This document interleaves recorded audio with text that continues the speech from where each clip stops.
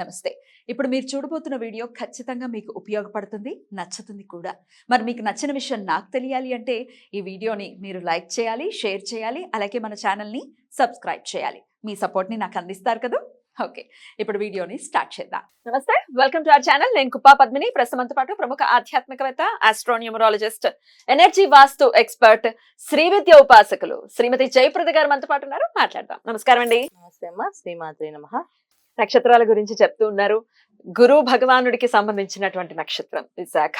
విశాఖ నక్షత్ర జాతకులు ఎలా ఉంటారు, ఎలా వీళ్ళు ఎలాంటి మార్పులు ఏమైనా చేసుకోవాల్సి ఉంటుందా లైఫ్ లో, అలాగే ఎలా దైవారాధన చేసుకోవాలి, ఇట్లాంటి విషయాలన్నీ ఈ రోజు చెప్తారండి. తప్పకుండానమ్మా.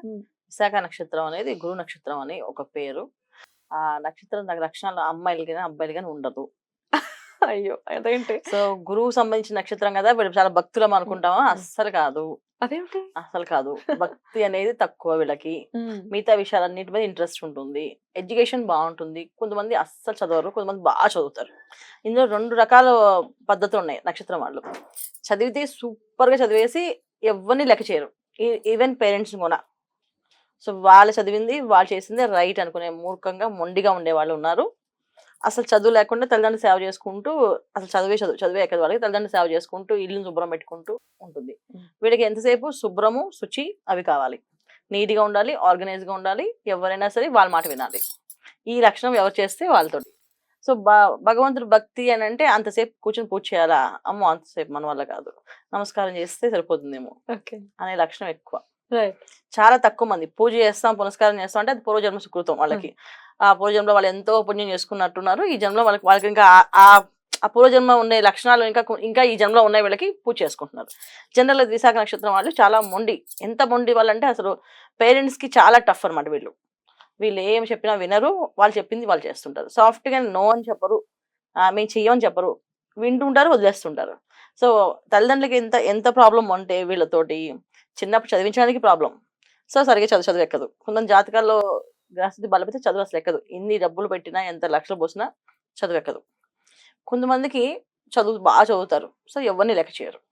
సో ఈ లక్షణాల వల్ల దీనివల్ల ఏమిటి వీళ్ళకి జరిగేదంటే, విశాఖ నక్షత్రంలో అమ్మాయి అయినా అబ్బాయి అయినా టఫ్ మనుషులు, చాలా టఫ్ మనుషులు. వాళ్ళని ఒప్పించడం కానీ, వాళ్ళని గెలిపించడం, అది వాళ్ళతో మనం గెలవడం కానీ చాలా కష్టం. అది వాదనలో కూడా గెలవం అసలు.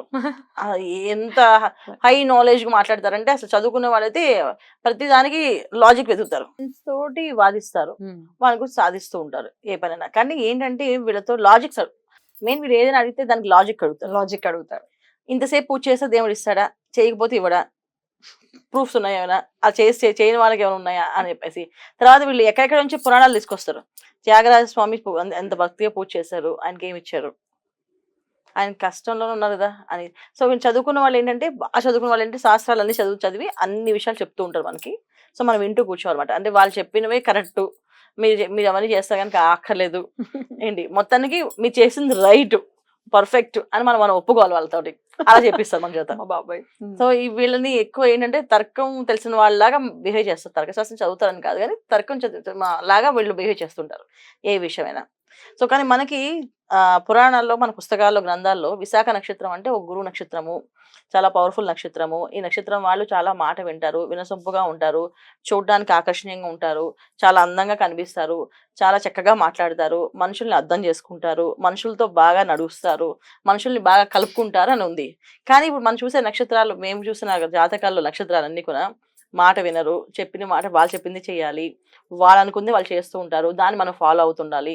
ఒక అత్తగారింటికి ఆడపిల్ల వెళ్ళినా భార్యాభర్తల మధ్యలో భర్తకి ఏం చెప్పదు, కానీ ఆ హస్బెండ్ రేపు నుంచి వైఫ్కి అన్ని ఇచ్చేస్తుంటారు. సో అదాటిస్ అన్ని. ఇక్కడ తల్లికి గౌరవం ఇవ్వాలన్నా సరేనమ్మా ఆవిడని చెప్తాను, మావిడని చెప్తాను అని చెప్తుంటారు. అలాగుంటుంది. అలాగే అబ్బాయి అనుకో, ఆయన అడిగి చెప్తానండి అని చెప్తుంటుంది. అంటే అప్పుడు దాకా స్వతంత్రం ఉన్న తల్లిదండ్రులతో కూడా వీళ్ళు ఎందుకు మాట్లాడరు అంటే, వీళ్ళెవరికి ఏమి చెప్పరు, కానీ వీళ్ళు అడిగే పాయింట్స్ కి అవతల దగ్గర ఆన్సర్స్ లేక వీళ్ళు చెప్పింది రైట్ అని చెప్పి నమ్మేస్తాం. అది తర్వాత వీళ్ళకి శుభ్రం చాలా ఎక్కువ కదా. సో దానివల్ల ఏంటంటే ఇంట్లో ఎవరైనా అంటే డిసిప్లిన్ లేకపోయినా, శుభ్రం లేకపోయినా వాళ్ళని ఒక ఎంత తక్కువగా చూస్తారంటే వీళ్ళు అసలు మనిషేనా అన్నట్టు చూస్తారు. సో దాని వల్ల కూడా ఇబ్బంది పడతారు. చాలా మంది అయితే విశాఖ నక్షత్రం ఆడపిల్లల్ని పెళ్లి చేసుకోవాలంటే అమ్మో వాళ్ళు మొండివాడు కదండి అని అంటారు. కరెక్టే, మొండివాళ్లే. కాకపోతే వాళ్ళకి ఏంటంటే బాధ్యత తెలిసిన మనిషి అంట. నేనేమంటానంటే బాధ్యత తెలిసిన వాళ్ళు. ఈ కాలంలో మరి అలా మొండిగా బాధ్యత తెలిసి వాళ్ళకి ఒక పని చేయాలి అంటే ఒక అవగాహన ఉండాలి కదా. ఇప్పుడు ఏది కావాలంటే అది చేసేయడం, ఏది కావాలంటే అది నమ్మేయడం, ఏది కావాలంటే అది వెళ్ళడం కంటే కన్నా ఒక వీళ్ళకి ఒక రూల్స్ పెట్టుకొని సిస్టమేటిక్ గా ఇది చేస్తే ఇంత అవుతుంది, నేను ఇంత చేయగలను, నా వల్ల ఇంత అవుతుంది, క్లారిటీతో చెప్తున్నారు. మంచి విషయాలే. సో కానీ వీళ్ళకి అది ఆపోజిట్ గా కనిపిస్తున్నాయి. కానీ కొంత విషయాల్లో ఒక మైనస్ ఏంటంటే తల్లిదండ్రులు గౌరవించాలి. ఎంతమంది చదువుకున్నా తల్లిదండ్రులు చెప్పిన మాట వినాలి, తల్లిదండ్రులు గౌరవించాలి. అది వీళ్ళకి మైనస్. ఆ ఒక్క పాయింట్ లో వీళ్ళు తప్ప మిగతా అన్ని విషయాల్లో నేను విశాఖ నక్షత్రం వాళ్ళని నేనేమన్ను. ఎందుకంటే పర్వాలేదు, ఈ కాలం ఉండాల్సిందే. ఇప్పుడు డబ్బులు ఎందుకు ఖర్చు పెడతాం?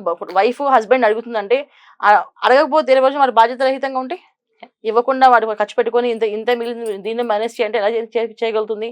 చేయలేదు. అలాగే ఈవిడ సంపాదించి మొత్తం హస్బెండ్కి ఇవ్వదు, ఖచ్చితంగా ఇవ్వదు. ఆవిడ ప్లానింగ్ ఆవిడకే ఉంటుంది. ఈ డబ్బులు నావి అని రివర్స్ లో మాట్లాడితే అసలు ఆడవాళ్ళు డబ్బులు ఎందుకు తీసుకుంటారు తెలుసా? అసలు తీసుకోకూడదు, అది పాపం అని రివర్స్ లో చెప్తారు పాఠాలన్నీ వీళ్ళకి. సో డెఫినెట్గా వీళ్ళు ముట్టుకోరు. సో ఖచ్చితంగా ఈ విషయాల్లో వీళ్ళకి క్లారిఫికేషన్ ఉన్నప్పుడు వాళ్ళ క్లారిటీతో సంసారాన్ని నడుపుతారు. దానివల్ల మంచి జరుగుతుంది. కాకపోతే ఏంటంటే పెద్దవాళ్ళని గౌరవించకపోవడం వల్ల విశాఖ నక్షత్రం గురువు అధిపతి. సో వీళ్ళు పెద్దవాళ్ళు ఎప్పుడు రెస్పెక్ట్ ఇవ్వాల్సిందే. ఇవ్వకపోతే ఏమవుతుందంటే వీళ్ళు ఎంత ఎదిగినా ఒకసారికి కింద పడిపోవడం ఖచ్చితంగా ఉంటుంది. ఇవాళ బాగుంది అనడానికి లేదు, ఇవాళ అసలు మాకెందుకు సక్సెస్ కావట్లేదు అనడానికి కూడా ఇది ఒక మార్గం. చాలా మంది సక్సెస్ అవ్వదు, దానికి కూడా కారణం ఈ రీజన్. ఏ ఫీల్డ్స్ లో ఉంటే వీళ్ళకి మంచి ఫ్యూచర్ ఉంటుంది? వీళ్ళు సాఫ్ట్వేర్స్ ఏనన్నా ఎక్కువ ఏంటంటే వీళ్ళకి డబ్బు ఎక్కడ ఎక్కువ వస్తుంది, ఏం చదవాలి అనే ఒక క్లారిటీ ఉంటుంది. ఖచ్చితంగా వీళ్ళు బాగా చదువుతారు, చదివి సంపాదిస్తారు. ఒక డాక్టర్ చదవాలనుకోండి, డాక్టర్కి ఒక క్లారిటీ ఉంటుంది అమ్మాయికి. సో నేను డాక్టర్ చదవగలను అనే కేపబిలిటీ అమ్మాయికి ఉన్నప్పుడు ఆమె డాక్టర్ చదివేస్తుంది. ఇన్ని లక్షల ఫీజులు కట్టిపించి వాళ్ళు చదివిస్తుంది వాళ్ళ నాన్నగారితో. వాళ్ళ అమ్మ నాన్నతో నేను చదువుతాను, నాకు ఇంతే కావాలి.